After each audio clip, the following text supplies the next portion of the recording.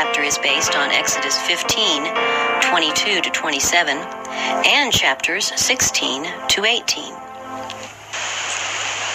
From the Red Sea, the hosts of Israel again set forth on their journey, under the guidance of the pillar of cloud. The scene around them was most dreary. Bare, desolate-looking mountains, barren plains, and the sea stretching far away, its shores strewn with the bodies of their enemies. Yet they were full of joy in the consciousness of freedom, and every thought of discontent was hushed. But for 3 days as they journeyed, they could find no water. The supply which they had taken with them was exhausted. There was nothing to quench their burning thirst as they dragged wearily over the sunburnt plains. Moses, who was familiar with this region, knew what the others did not, that at Marah, the nearest station where springs were to be found, the water was unfit for use. With intense anxiety, he watched the guiding cloud. With a sinking heart, he heard the glad shout, "Water! Water!" echoed along the line. Men, women, and children in joyous haste crowded to the fountain, when lo, a cry of anguish burst forth from the host. The water was bitter. In their horror and despair, they reproached Moses for having led them in such a way, not remembering that the divine presence in that mysterious cloud had been leading him as well as them. In his grief at their distress, Moses did what they had forgotten to do. He cried earnestly to God for help, and the Lord showed him a tree, which when he had cast into the waters were made sweet. Here the promise was given to Israel through Moses, "If thou wilt diligently hearken to the voice of the Lord thy God, and wilt do that which is right in his sight, and wilt give ear to his commandments, and keep all his statutes, I will put none of these diseases upon thee which I have brought upon the Egyptians, for I am the Lord that healeth thee." From Marah the people journeyed to Elim, where they found 12 wells of water and 70 palm trees. Here they remained several days before entering the wilderness of Sin. When they had been a month absent from Egypt, they made their first encampment in the wilderness. Their store of provisions had now begun to fail. There was scanty herbage in the wilderness, and their flocks were diminishing. How was food to be supplied for these vast multitudes? Doubts filled their hearts, and again they murmured. Even the rulers and elders of the people joined in complaining against the leaders of God's appointment. "Would to God we had died by the hand of the Lord in the land of Egypt, when we sat by the flesh pots, and when we did eat bread to the full. For ye have brought us forth into this wilderness to kill this whole assembly with hunger." They had not as yet suffered from hunger.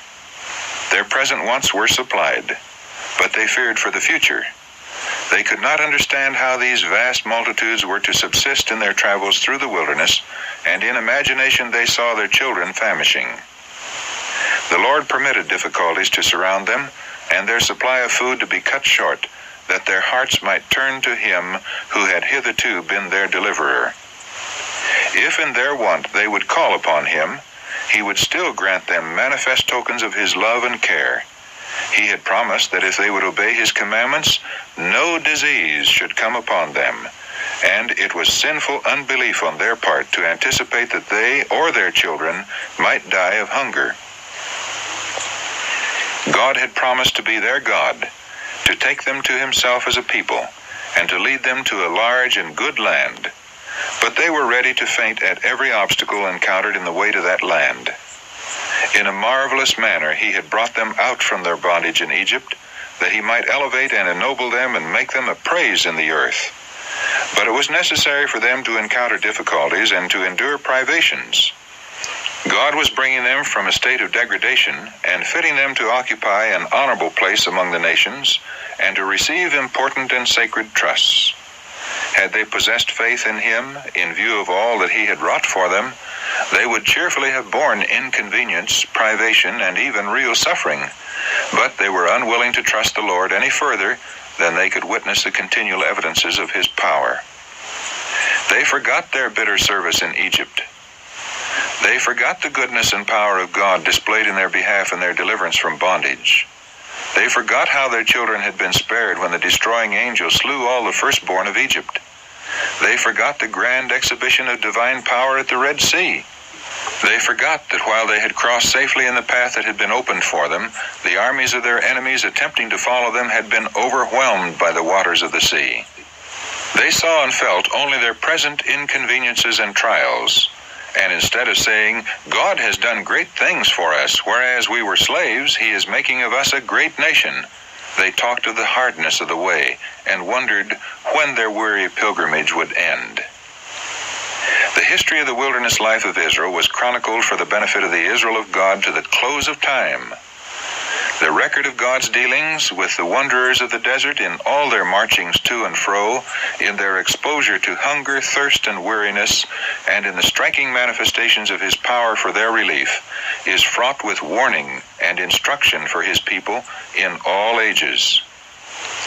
The varied experience of the Hebrews was a school of preparation for their promised home in Canaan. God would have his people in these days review with a humble heart and teachable spirit the trials through which ancient Israel passed, that they may be instructed in their preparation for the heavenly Canaan. Many look back to the Israelites and marvel at their unbelief and murmuring, feeling that they themselves would not have been so ungrateful. But when their faith is tested, even by little trials, they manifest no more faith or patience than did ancient Israel. When brought into straight places, they murmur at the process by which God has chosen to purify them.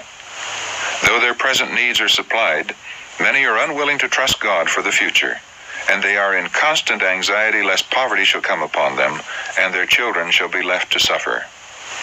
Some are always anticipating evil, or magnifying the difficulties that really exist, so that their eyes are blinded to the many blessings which demand their gratitude. The obstacles they encounter, instead of leading them to seek help from God, the only source of strength, separate them from him, because they awaken unrest and repining. Do we well to be thus unbelieving? Why should we be ungrateful and distrustful? Jesus is our friend. All heaven is interested in our welfare, and our anxiety and fear grieve the Holy Spirit of God. We should not indulge in a solicitude that only frets and wears us, but does not help us to bear trials. No place should be given to that distrust of God which leads us to make a preparation against future want the chief pursuit of life, as though our happiness consisted in these earthly things. It is not the will of God that his people should be weighed down with care. But our Lord does not tell us that there are no dangers in our path. He does not propose to take his people out of the world of sin and evil, but he points us to a never-failing refuge. He invites the weary and care-laden, "Come unto me, all ye that labor and are heavy laden, and I will give you rest." Lay off the yoke of anxiety and worldly care that you have placed on your own neck, and take my yoke upon you, and learn of me, for I am meek and lowly in heart, and ye shall find rest unto your souls. Matthew chapter 11, verses 28 and 29.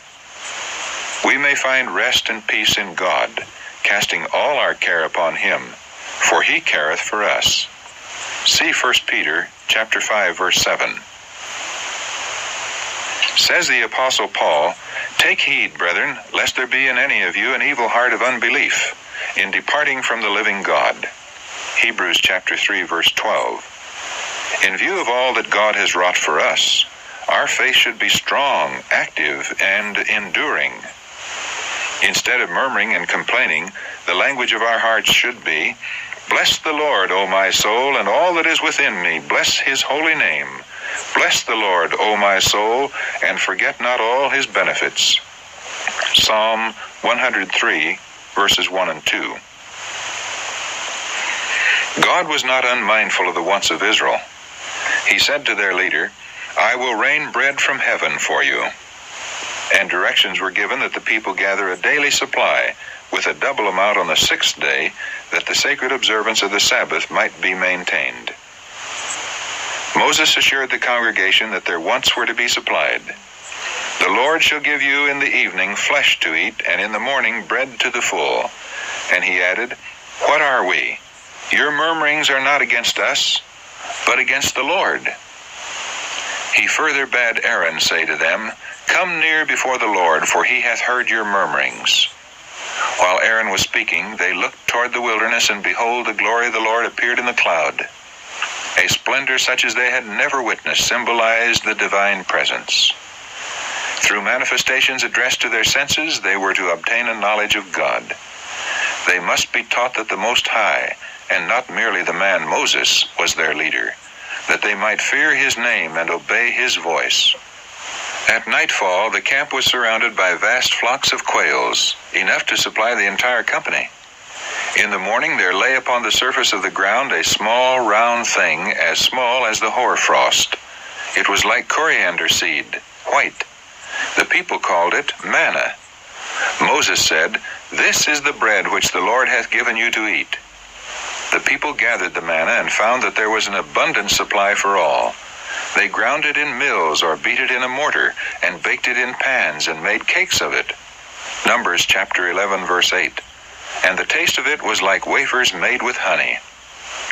They were directed to gather daily an omer for every person, and they were not to leave of it until the morning. Some attempted to keep a supply until the next day, but it was then found to be unfit for food. The provision for the day must be gathered in the morning, for all that remained upon the ground was melted by the sun. In the gathering of the manna, it was found that some obtained more and some less than the stipulated amount.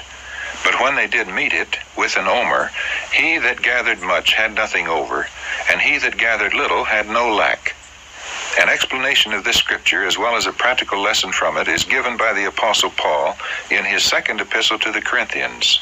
He says, "I mean not that other men be eased, and ye burdened, but by an equality, that now at this time your abundance may be a supply for their want, that their abundance also may be a supply for your want, that there may be equality, as it is written, He that hath gathered much had nothing over, and he that had gathered little had no lack."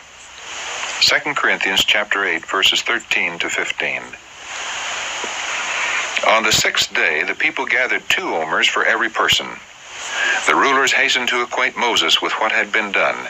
His answer was, "This is that which the Lord has said, Tomorrow is the rest of the holy Sabbath unto the Lord. Bake that which ye will bake today, and seethe that ye will seethe, and that which remaineth over lay up for you to be kept until the morning." They did so, and found that it remained unchanged. And Moses said, "Eat that today, for today is a Sabbath unto the Lord. Today ye shall not find it in the field. 6 days ye shall gather it, but on the 7th day, which is the Sabbath, in it there shall be none." God requires that his holy day be as sacredly observed now as in the time of Israel.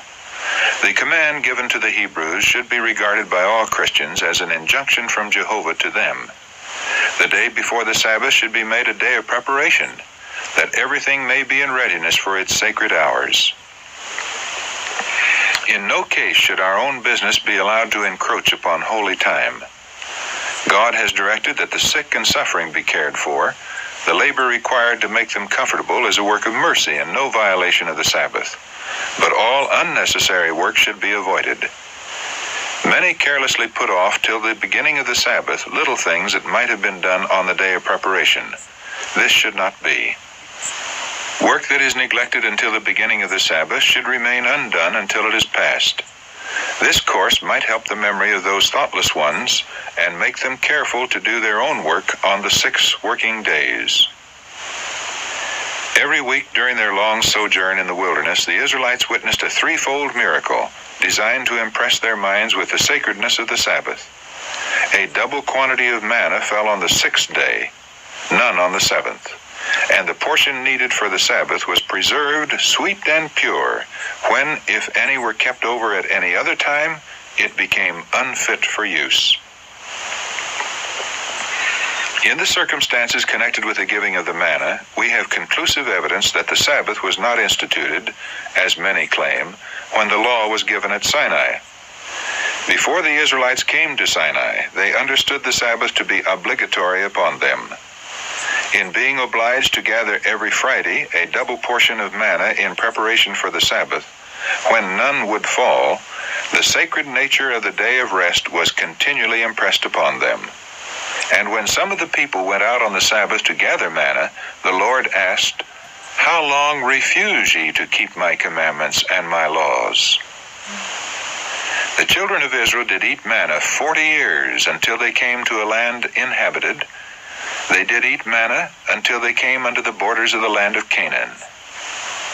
For 40 years they were daily reminded by this miraculous provision of God's unfailing care and tender love. In the words of the psalmist, God gave them of the corn of heaven. Man did eat angels' food. Psalm 78, verses 24 and 25. That is, food provided for them by the angels. Sustained by the corn of heaven, they were daily taught that, having God's promise, they were as secure from want as if surrounded by fields of waving grain on the fertile plains of Canaan. The manna falling from heaven for the sustenance of Israel was a type of him who came from God to give life to the world. Said Jesus, I am that bread of life. Your fathers did eat manna in the wilderness and are dead. This is the bread which cometh down from heaven. If any man eat of this bread, he shall live forever. And the bread that I will give is my flesh, which I will give for the life of the world. John chapter 6, verses 48 to 51. And among the promises of blessing to God's people in the future life, it is written, To him that overcometh will I give to eat of the hidden manna. Revelation chapter 2, verse 17. After leaving the wilderness of sin, the Israelites encamped in Rephidim. Here there was no water, and again they distrusted the providence of God. In their blindness and presumption, the people came to Moses with the demand, Give us water that we may drink. But his patience failed not. Why chide ye with me, he said. Wherefore do ye tempt the Lord? They cried in anger, Wherefore is this, that thou hast brought us up out of Egypt to kill us and our children and our cattle with thirst? When they had been so abundantly supplied with food, they remembered with shame their unbelief and murmurings, and promised to trust the Lord in the future. But they soon forgot their promise, and failed at the first trial of their faith. The pillar of cloud that was leading them seemed to veil a fearful mystery. And Moses, who was he? They questioned, and what could be his object in bringing them from Egypt? Suspicion and distrust filled their hearts, and they boldly accused him of designing to kill them and their children by privations and hardships that he might enrich himself with their possessions. In the tumult of rage and indignation, they were about to stone him. In distress, Moses cried to the Lord, What shall I do unto this people? He was directed to take the elders of Israel and the rod wherewith he had wrought wonders in Egypt, and to go on before the people. And the Lord said unto him, Behold, I will stand before thee there upon the rock in Horeb, and thou shalt smite the rock, and there shall come water out of it, that the people may drink. He obeyed, and the waters burst forth in a living stream that abundantly supplied the encampment. Instead of commanding Moses to lift up his rod and call down some terrible plague, like those on Egypt, upon the leaders in this wicked murmuring, the Lord in his great mercy made the rod his instrument to work their deliverance. He clave the rocks in the wilderness, and gave them drink as out of the great depths. He brought streams also out of the rock, and caused waters to run down like rivers. Psalm 78, verses 15 and 16. Moses smote the rock, but it was the Son of God who, veiled in the cloudy pillar, stood beside Moses and caused the life-giving water to flow. Not only Moses and the elders, but all the congregation who stood at a distance beheld the glory of the Lord. But had the cloud been removed, they would have been slain by the terrible brightness of him who abode therein. In their thirst the people had tempted God, saying, Is the Lord among us or not? If God has brought us here, why does he not give us water as well as bread? The unbelief thus manifested was criminal, and Moses feared that the judgments of God would rest upon them. And he called the name of the place Massah, temptation, and Meribah, chiding, as a memorial of their sin. A new danger now threatened them. Because of their murmuring against him, the Lord suffered them to be attacked by their enemies. The Amalekites, a fierce, warlike tribe inhabiting that region, came out against them and smote those who, faint and weary, had fallen into the rear. Moses, knowing that the masses of the people were unprepared for battle, directed Joshua to choose from the different tribes a body of soldiers and lead them on the morrow against the enemy, while he himself would stand on an eminence nearby with the rod of God in his hand. Accordingly, the next day Joshua and his company attacked the foe, while Moses and Aaron and Hur were stationed on a hill overlooking the battlefield. With arms outstretched toward heaven and holding the rod of God in his right hand, Moses prayed for the success of the armies of Israel. As the battle progressed, it was observed that so long as his hands were reaching upward, Israel prevailed. But when they were lowered, the enemy was victorious. As Moses became weary, Aaron and Hur stayed up his hands until the going down of the sun, when the enemy was put to flight. As Aaron and Hur supported the hands of Moses, they showed the people their duty to sustain him in his arduous work, while he should receive the word from God to speak to them. And the act of Moses also was significant, showing that God held their destiny in his hands. While they made him their trust, he would fight for them and subdue their enemies. But when they should let go their hold upon him and trust in their own power, they would be even weaker than those who had not the knowledge of God, and their foes would prevail against them. As the Hebrews triumphed when Moses was reaching his hands toward heaven and interceding in their behalf, so the Israel of God prevail when they by faith take hold upon the strength of their mighty helper. Yet divine strength is to be combined with human effort. Moses did not believe that God would overcome their foes while Israel remained inactive.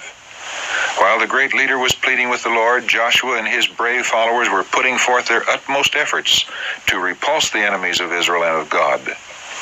After the defeat of the Amalekites, God directed Moses, "Write this for a memorial in a book, and rehearse it in the ears of Joshua, for I will utterly put out the remembrance of Amalek from under heaven." Just before his death, the great leader delivered to his people the solemn charge, "Remember what Amalek did unto thee by the way, when ye were come forth out of Egypt, how he met thee by the way, and smote the hindmost of thee, even all that were feeble behind thee, when thou wast faint and weary, and he feared not God. Thou shalt blot out the remembrance of Amalek from under heaven. Thou shalt not forget it." Deuteronomy chapter 25, verses 17 to 19.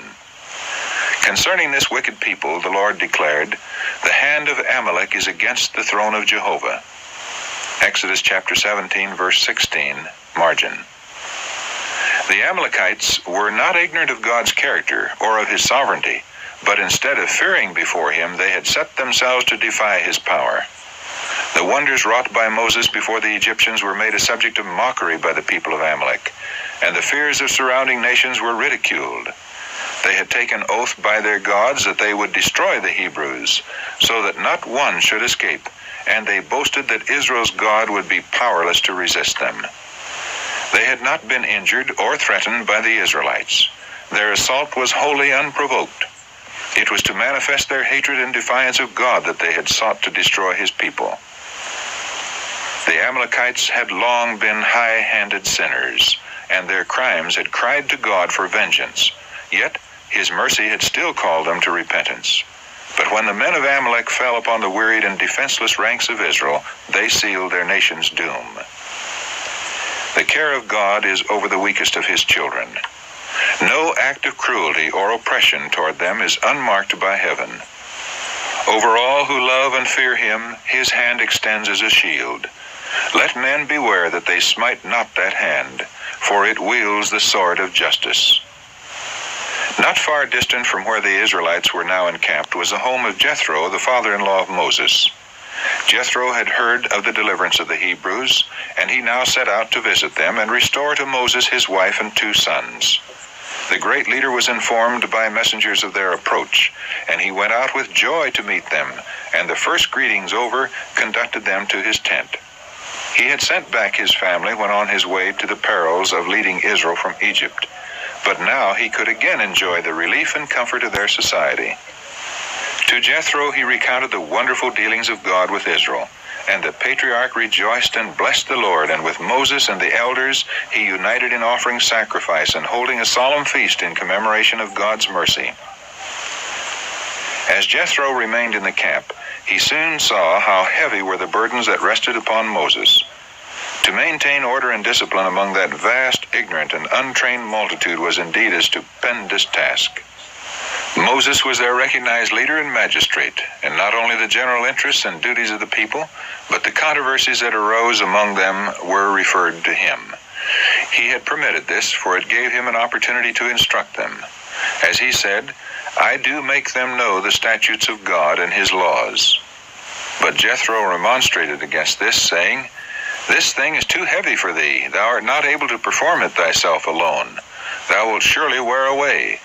And he counseled Moses to appoint proper persons as rulers of thousands, and others as rulers of hundreds, and others of tens. They should be able men, such as fear God, men of truth, hating covetousness.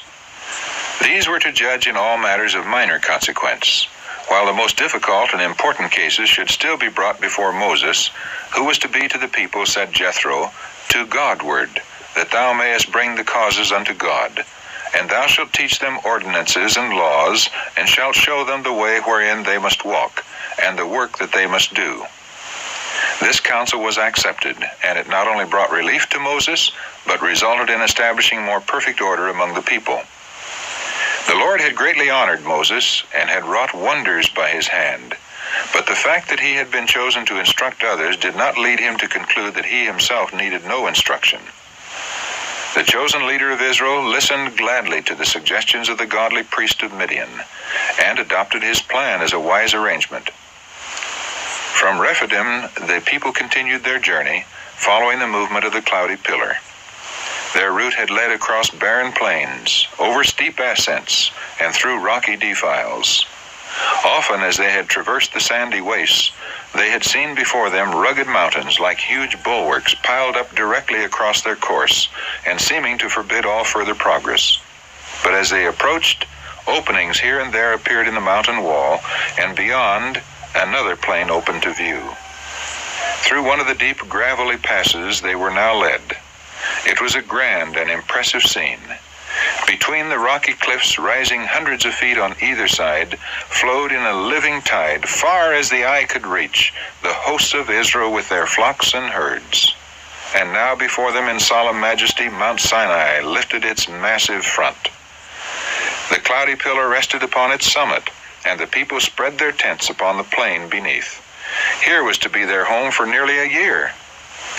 At night the pillar of fire assured them of the divine protection, and while they were locked in slumber, the bread of heaven fell gently upon the encampment. The dawn gilded the dark ridges of the mountains, and the sun's golden rays pierced the deep gorges, seeming to these weary travelers like beams of mercy from the throne of God. On every hand, vast rugged heights seemed in their solitary grandeur to speak of eternal endurance and majesty. Here the mind was impressed with solemnity and awe. Man was made to feel his ignorance and weakness in the presence of him who weighed the mountains in scales and the hills in a balance. Isaiah chapter 40, verse 12. Here Israel was to receive the most wonderful revelation ever made by God to man. Here the Lord had gathered his people, that he might impress upon them the sacredness of his requirements by declaring with his own voice his holy law. Great and radical changes were to be wrought in them, for the degrading influences of servitude and long-continued association with idolatry had left their mark upon the habits and character. God was working to lift them to a higher moral level by giving them a knowledge of himself.